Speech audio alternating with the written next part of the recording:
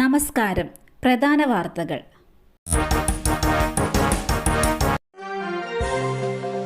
കുർബാനയ്ക്കിടെ വൈദികനെ ആക്രമിച്ച സംഭവം. കേരള കോൺഗ്രസ് എം നേതാവിനെതിരെ നടപടി. തലയോലപ്പറമ്പ് വരിക്കാക്കുന്ന് പ്രസാദഗിരി പള്ളിയിൽ കുർബാനയ്ക്കിടെ വൈദികനെ ആക്രമിച്ച സംഭവത്തിൽ കേരള കോൺഗ്രസ് എം നേതാവ് ബാബു ജോസഫിനെതിരെയാണ് നടപടി. പാർട്ടി ഓഫീസിലേക്ക് വിളിച്ചു വരുത്തി ബാബു ജോസഫിൽ നിന്ന് രാജി എഴുതി വാങ്ങി. പാർട്ടിയുടെ പ്രാഥമിക അംഗത്വത്തിൽ നിന്ന് ബാബു ജോസഫിനെ നീക്കുകയും ചെയ്തു. ആക്രമണത്തിൽ ഫാദർ ജോൺ തോട്ടുപുറത്തിന് സാരമായി പരിക്കേറ്റിരുന്നു. കുർബാനയ്ക്കിടെ വിമത വിഭാഗമാണ് ആക്രമണം നടത്തിയത്. അക്രമികൾ മൈക്കും ബലിവസ്തുക്കളും തട്ടിത്തെറിപ്പിച്ചിരുന്നു. സംഘർഷത്തിനിടെ നിരവധി പേർക്ക് പരിക്കേറ്റു. സംഭവത്തെ തുടർന്ന് തലയോലപ്പറമ്പ് പോലീസ് എത്തി പള്ളി പൂട്ടിച്ചിരുന്നു. കളമശ്ശേരി സ്ഫോടനം. പ്രതി ഡൊമിനിക് മാർട്ടിന്റെ വിദേശ ബന്ധത്തിൽ വീണ്ടും അന്വേഷണം. ഇന്റർപോളിന്റെ സഹായത്തോടെയാണ് അന്വേഷണം. ഡൊമിനിക് മാർട്ടിൻ ദുബൈയിൽ ഇലക്ട്രീഷ്യനായി ജോലി ചെയ്തിരുന്നു. ഈ കാലയളവിലെ പ്രവർത്തനങ്ങളാണ് അന്വേഷിക്കുക. പ്രതിക്കെതിരെ ചുമത്തിയിരുന്ന UAPA നേരത്തെ ഒഴിവാക്കിയിരുന്നു. കേസിൽ കഴിഞ്ഞ ഏപ്രിലാണ് കുറ്റപത്രം സമർപ്പിച്ചത്.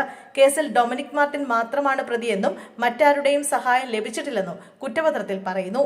സ്ഫോടനത്തിലേക്ക് നയിച്ചത് യഹോവയ സാക്ഷി പ്രസ്ഥാനത്തോടുള്ള എതിർപ്പെന്നും കുറ്റപത്രത്തിൽ പറയുന്നുണ്ട്.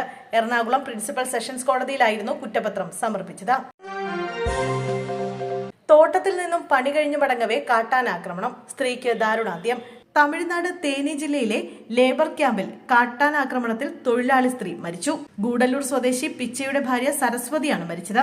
55 വയസ്സായിരുന്നു. തേനി ജില്ലയിലെ ലോവർ ക്യാമ്പിലാണ് കാട്ടാനയുടെ ആക്രമണം ഉണ്ടായത്. വൈകുന്നേരം തോട്ടത്തിൽ നിന്നും പണി കഴിഞ്ഞ് മടങ്ങുന്നതിനിടെ ആയിരുന്നു സംഭവം. ലോവർ ക്യാമ്പിൽ താമസിച്ച് കൂലിപ്പണി ചെയ്ത് വരികയാണ് സരസ്വതിയും ഭർത്താവും. അഴകേഷൻ എന്നയാളുടെ പറമ്പിൽ ജോലിക്ക് പോയിട്ട് തിരികെ വരുമ്പോഴായിരുന്നു കാട്ടാനയുടെ ആക്രമണം ഉണ്ടായത്. ഭർത്താവിനൊപ്പം വനാതിർത്തിയിലൂടെ പോകുമ്പോൾ വനത്തിൽ നിന്നും എത്തിയ കാട്ടാനയാണ് ഇവരെ ആക്രമിച്ചത്. ആനയുടെ ആക്രമണത്തിൽ ഗുരുതര പരിക്കേറ്റ സരസ്വതിയെ ഉടൻ തന്നെ ഗൂഡല്ലൂരിലുള്ള സർക്കാർ ആശുപത്രിയിൽ എത്തിച്ചെങ്കിലും രക്ഷിക്കാനായില്ല. ചെന്താമരയുമായി തെളിവെടുപ്പ്. ഇന്ന് വൻ സുരക്ഷാ സന്നാഹം. നെന്മാറ ഇരട്ടക്കൊലക്കേസ് പ്രതി ചെന്താമരയുമായി ഇന്ന് തെളിവെടുപ്പ് നടത്തും. സുധാകരനും അമ്മ ലക്ഷ്മിയും വെട്ടേറ്റ് വീണ സ്ഥലത്തടക്കം പ്രതിയുമായി പോലീസ് തെളിവെടുപ്പ് നടത്തും. 1 മണിയോടെ ചെന്താമരയെ കൊലപാതകം നടന്ന പോത്തുണ്ടിയിലെത്തിക്കും. പ്രതി ഒളിച്ചു താമസിക്കുകയും ആയുധങ്ങൾ സൂക്ഷിക്കുകയും ചെയ്ത ഇയാളുടെ വീട്ടിലും തെളിവെടുപ്പ് നടത്തും. അതേസമയം പ്രതിയെ തെളിവെടുപ്പിനായി എത്തിക്കുന്ന പോത്തുണ്ടിയിൽ പോലീസിന്റെ വൻ സുരക്ഷാ സന്നാഹമാണ് ഒരുക്കിയിരിക്കുന്നത്. നാട്ടുകാരുടെ പ്രതിഷേധം കണക്കിലെടുത്താണിത്. നെന്മാറ, മംഗളഡാം, വടക്കഞ്ചേരി, കൊല്ലങ്കോട്, ആലത്തൂർ പോലീസ് ഇൻസ്പെക്ടർമാരുടെ നേതൃത്വത്തിൽ AR ക്യാമ്പിൽ നിന്നുള്ളവർ ഉൾപ്പെടെ 500 പോലീസുകാരെയാണ് സുരക്ഷയുടെ ഭാഗമായി വിന്യസിച്ചിരിക്കുന്നത്. KSRTC ബസ്സുകളുടെ വയറിംഗ് നശിപ്പിച്ച നിലയിൽ. ജീവനക്കാരനാണ് നശിപ്പിച്ചതെങ്കിൽ പിരിച്ചുവിടുമെന്ന് മന്ത്രി.